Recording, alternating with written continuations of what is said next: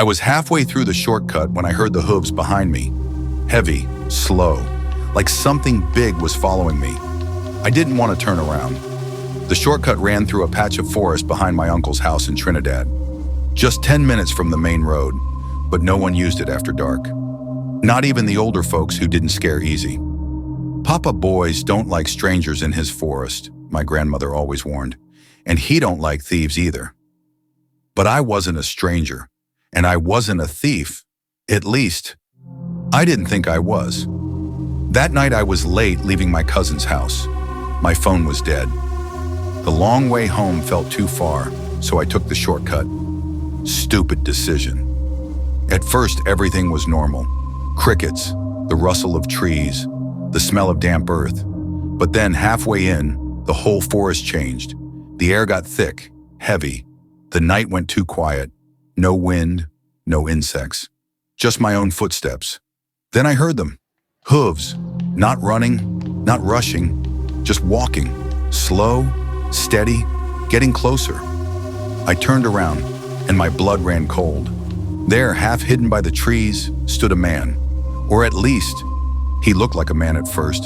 Tall, broad, bare-chested, his skin rough like bark, his eyes dark and knowing.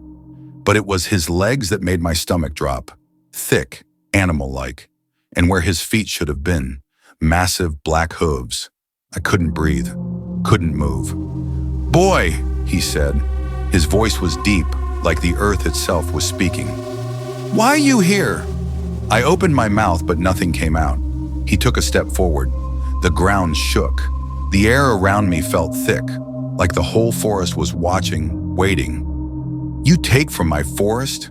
I shook my head so hard my neck cracked. He sniffed the air. His eyes locked on me. His face didn't change, but I knew. "You lie." A wave of fear crashed over me. "I didn't take anything, I swear." But then, my pocket, I remembered.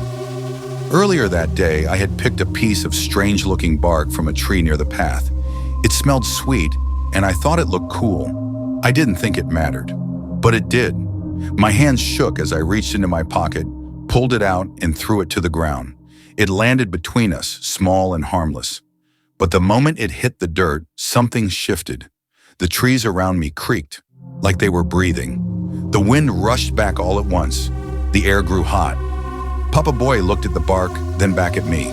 His expression didn't change, but I knew. I ran.